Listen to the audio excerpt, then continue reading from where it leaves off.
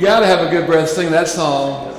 I've sang that many times growing up in my home church, and I've mentioned my dad was song leader, and like I said, Dad did not read music, and but you would have thought that Dad was a trained orchestra leader. Because Buddy, he'd get up there when he was leading, those arms were going, That's where I get it from,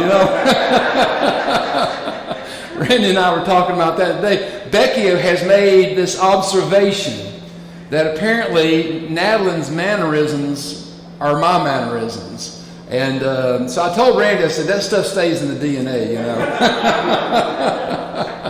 So it's good to see you. Glad to have you all with us tonight. It's a good-looking groove. This is kind of getting back where we want to be. We've been down for a bit, so glad you're here. I want to thank Brother Don Sutton for teaching last week. He did a great job. I went back and listened to the lesson. Good job on John 17. So thank you, brother. And we just had a staycation last week, hung around town, and spent most of the week running around with Natalie and taking her to different things, and so we had a lot of fun. So let me just mention real quick as we get started. Go ahead, if you would, find Joshua chapter 10. We're going to be in Joshua 10 and 11 tonight. Doing a little bit of review on chapter 10 since it's been 2 weeks ago. We were in the early part of that chapter. But while you're doing that, let me just mention, we sent out an email today. You may not have checked your email, may not have read it as of yet, but sent out an email today about a prayer team ministry that we're wanting to get started. And you just read the email. It kind of goes into basic details of it. We're looking for folks that would be part of a regular ongoing prayer team to receive special requests and things of that nature that would come from the staff, our deacon body, our church family, and so forth, life groups. And obviously, so there would be prayer needs coming at different times. But then one piece of it is that we would take the larger team and break it down into smaller teams and have a team that would be at church each Sunday morning, spending time in prayer, and that would go on a rotating basis, a weekly basis. So if you have, if you're inclined to be a part of that, let Brother Randy know. I've got information in there where you can contact him. He'll be heading that up, and so I encourage you to be involved in it, be a part of it. I think it's a big step for us to intentionally put together a team that is going to help lead the church in the area of prayer, as well as undergird the church with prayer. So keep that as a matter in the forethought of your mind and your prayers. And if God speaks to your heart about being a part of that, I encourage you to do so.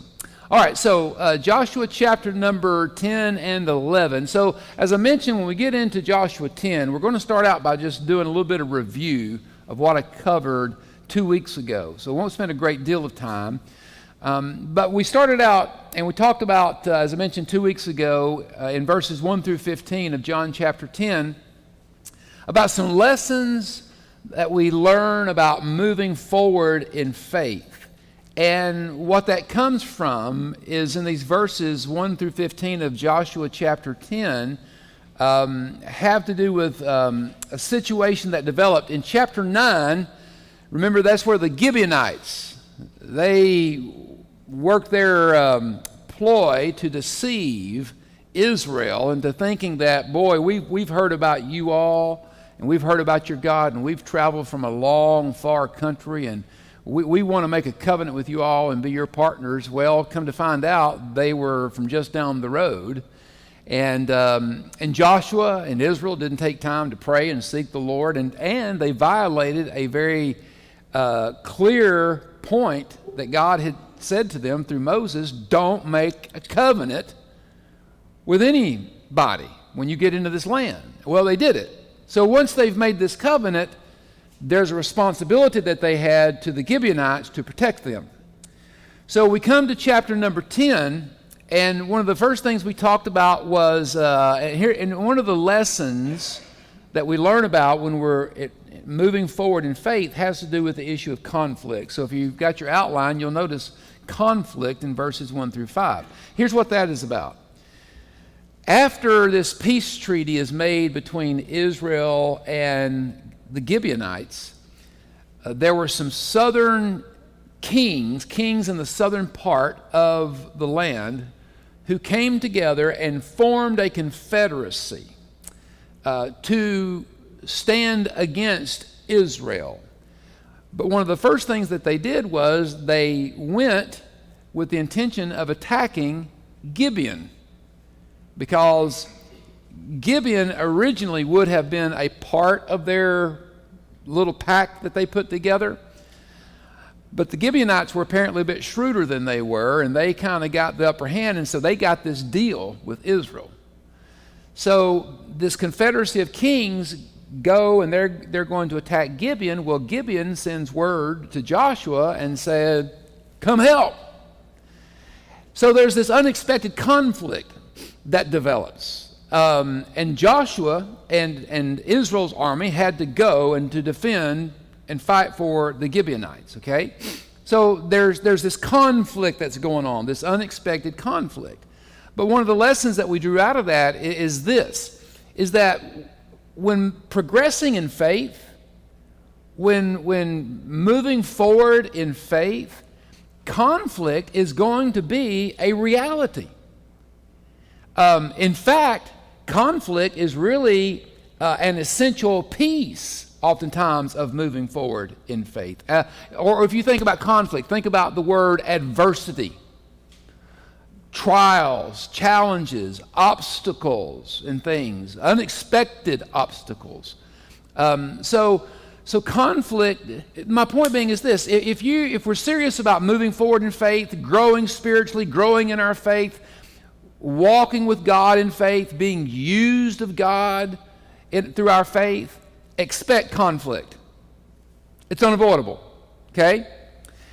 But it becomes a piece of the puzzle of how God helps us to move forward and to grow in our faith.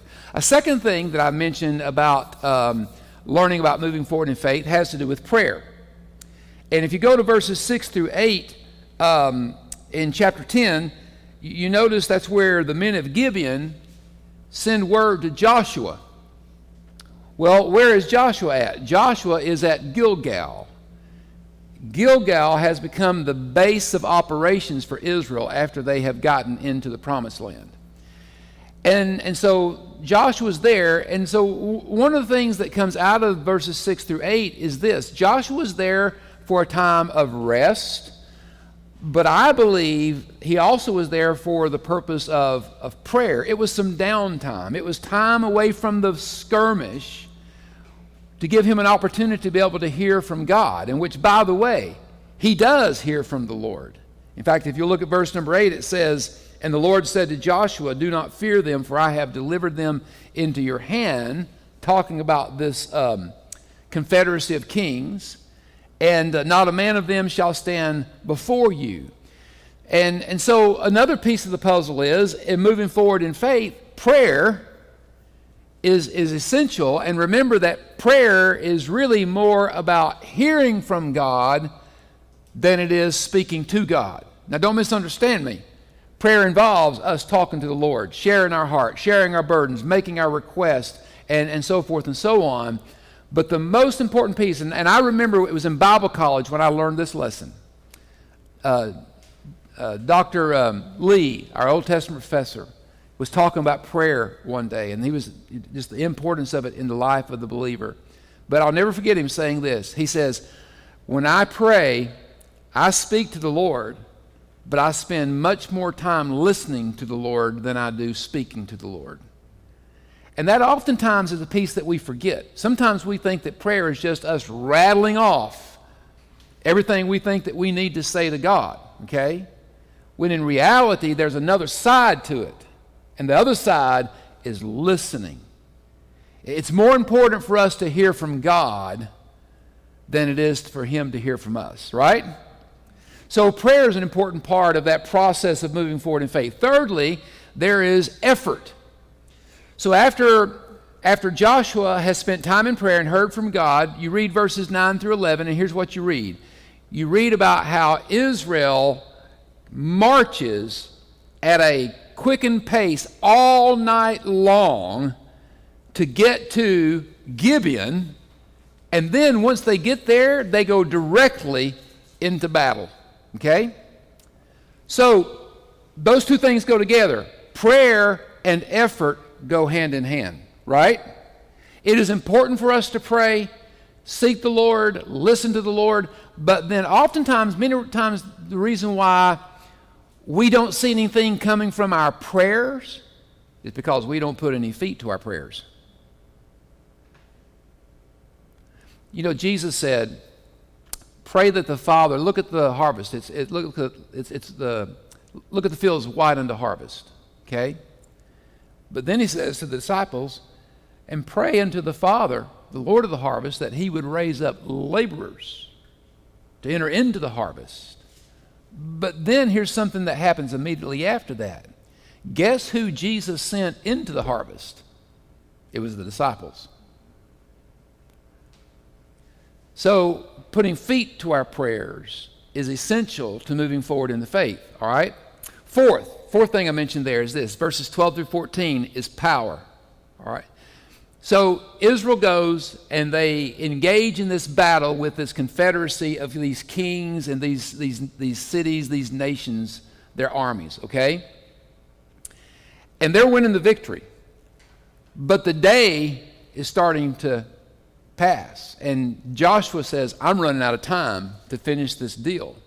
And so I want you to look at verse number 12.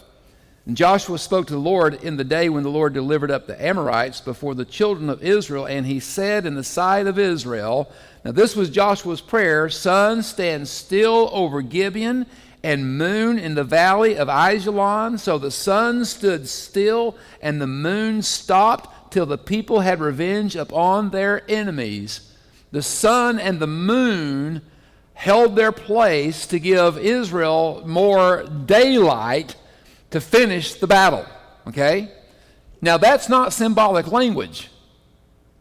That's literal language. In fact, we talked about the last time we were here, I shared this. You say, all right, well, what exactly probably happened right there? The earth turns every 24 hours on its axis. Apparently what happened was God slowed the rotation of the earth so that instead of making 2 turns in 48 hours, it made 1. Now, you got to think about what a miracle that is, because it didn't affect the gravitational pull of the earth, because the earth spinning on its axis is a significant piece of that puzzle right there, okay?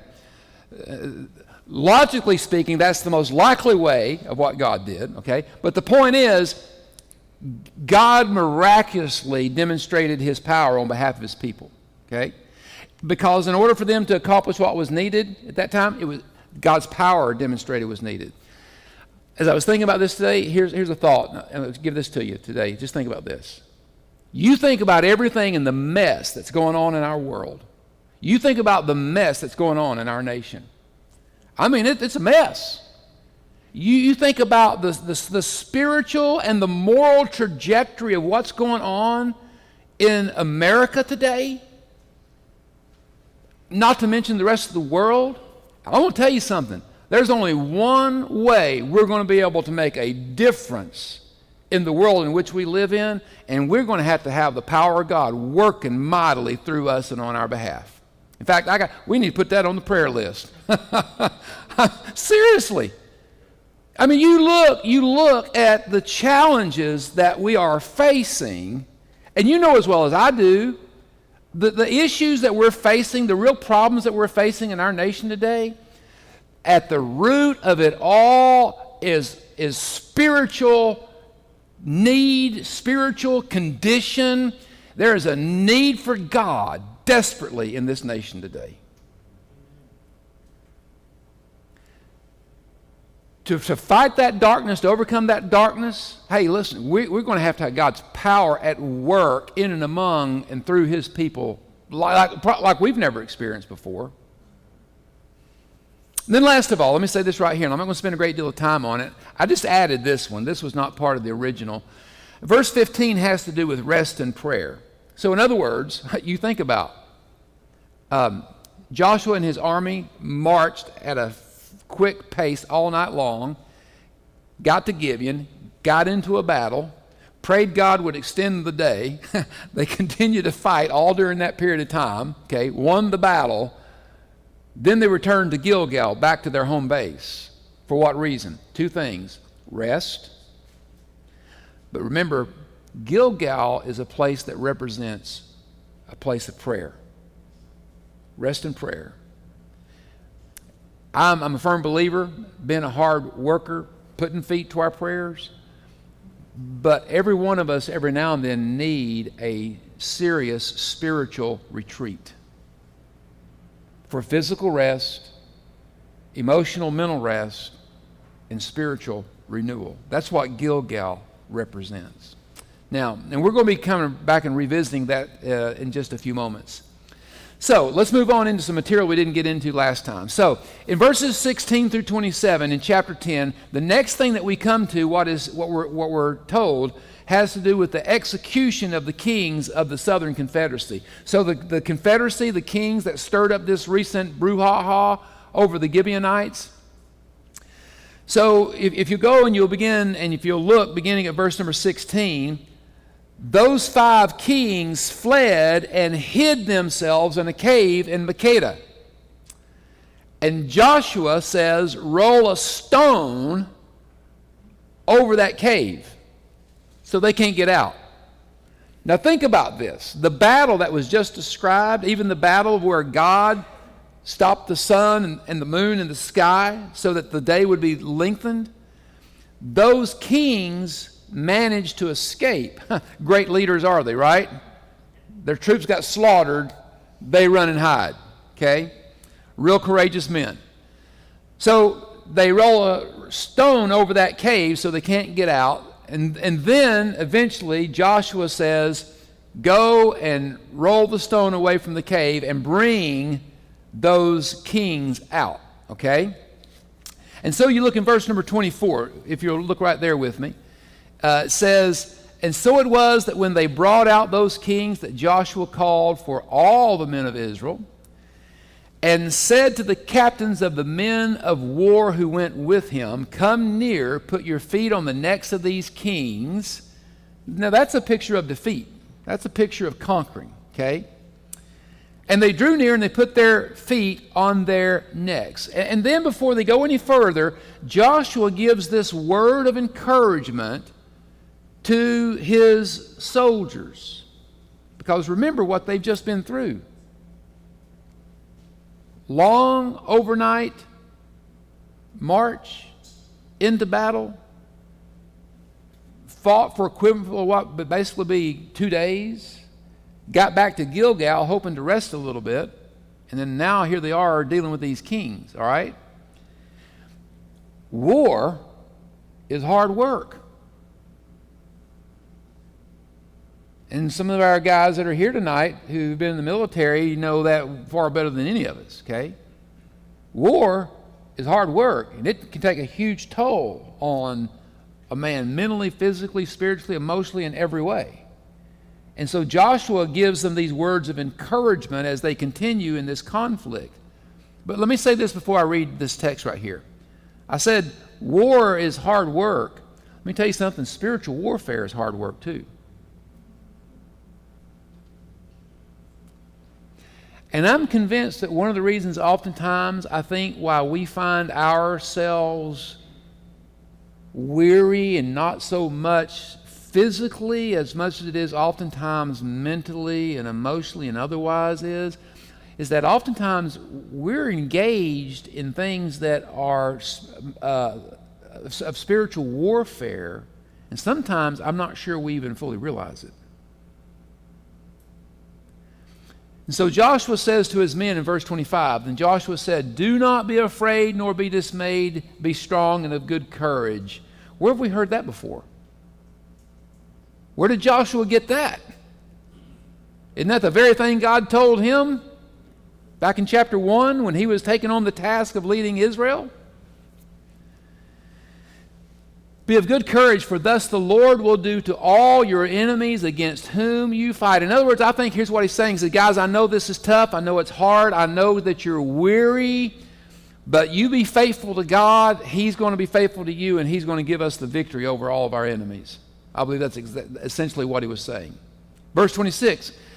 And afterward Joshua struck them and killed them, these 5 kings, and hanged them on 5 trees. And they were hanging on the trees until the evening. Now, I got to ask you a question. What do you think is the significance of after they had killed them, whether it be by the sword or if it crushed them with their foot, it was on their neck, whatever the case may be, but after they had executed these kings, they hung them on a tree. 1 tree for each king. Each one got his own tree to hang on. Okay? What's the significance of that?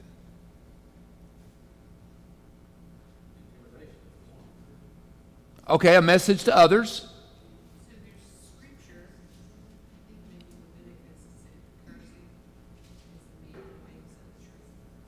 tree. Deuteronomy, but yeah, you're close. Yeah, you're right. So here's what it was, all right? It was a message to the rest of the nations and the rest of the kings. Because, you got to remember something. We've seen this over and over in the book of Joshua. The people living in Canaan before Israel had gotten there had said, we saw this at Jericho. We heard about your God. We've heard what you did to Sihon and Og and all the other nations and so forth. We've heard about how your God overthrew Egypt 40 years prior. The whole land of Canaan is full of this news, all right? And yet, what are they doing? They're trying to fight against and destroy Israel, okay? And so these kings are executed. They are hung on a tree for public display as a warning to other kings. But here's a piece that was added to the warning. The hanging and displaying of a corpse on the tree was an evidence that this soul, this person, this man is cursed of God.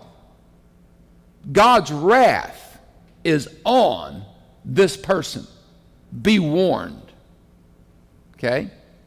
Now, so you were right about, in the Old Testament, about the statement, cursed is every man who hangs on a tree. That's not the only place you find that. Where else do you find it? All right, and how does that relate to Jesus? Okay, Paul, in the book of Galatians, chapter 3, he basically said that Jesus was crucified and hanged on a tree, as the scripture says, for every man who hangs on a tree is cursed, and that Jesus became a curse for us. So think about that. If this is a picture of being cursed, meaning that God's wrath and judgment is on this person, I dealt with this on Palm Sunday when talking about the significance of the cross. Jesus became a curse and took our curse and hung on the cross, and God's wrath and judgment that was supposed to have been ours was poured out on him. Okay? Verse 27. And so it was at the time of the going down of the sun that Joshua commanded that, and they took them down from the trees and cast them into the cave where they had been, and laid large stones against the cave's mouth, which remain to this very day. So we have now, you've got the conquest of the major significant players, kings in the south that have been executed. In verses 28 through 43, now we see where the key cities in the south. So here's what's going on. This is the campaign to conquer the southern part of the promised land. Okay? That's what's going on. In verses 28 through 43, we see where there are key cities that are conquered and destroyed. And so here are the key cities that are mentioned. In verse 28, there's Makkedah. In verse 29, the city of Libnah. verses 31 and 32, there's Lachish. In verse 33, Horan, the king of Gezer, he thought he was going to come and rescue the city of Lachish, and he was destroyed as well. Eglon, Hebron, Debir, all of those cities, the conquering of those cities, represented the southern part of the country being brought into the hands and the control of Israel. Okay? All of those are symbolic. Look at verse 40 of chapter 10. So Joshua conquered all the land, the mountain country, and the south, the lowland, the wilderness slopes, and all their kings. He left none remaining, but utterly destroyed all that breathed, as the Lord God of Israel had commanded. And Joshua conquered them from Kadesh Barnea as far as Gaza, and all the country of Goshen, even as far as Gibeon. All these kings and their land Joshua took at one time, because the Lord God of Israel fought for Israel. And Joshua returned, and all the camp with him, to the camp at Gilgal. So here's what we've got. Now here we are. Israel is fighting the battle to conquer the southern land. And here's basically what has happened. God has done exactly what he promised. He has given them victory. They have now conquered the southern part of the promised land. And Joshua is being responsible for leading them to do exactly what God had told them to do. Okay? But then look at verse 43. Notice where we end up after all of that. Then Joshua returned, and all Israel with him, to the camp at Gilgal. Now, I said a few minutes ago, what does Gilgal represent? Rest and prayer. Isn't it there? If you go through the book of Joshua, you'll find that all the way through, there's times where emphasis of the importance of faith, trusting God, meditation on God, rest and prayer, which Gilgal becomes symbolic of it. You find it all the way through the book of Joshua. Oftentimes it gets overlooked because folks sometimes don't realize the significance of Gilgal.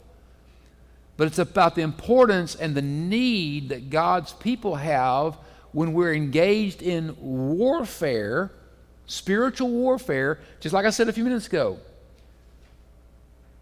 Physical war takes a toll. Spiritual warfare takes a toll. And ever so often you need the retreat of rest and prayer. Now, let me ask you a question.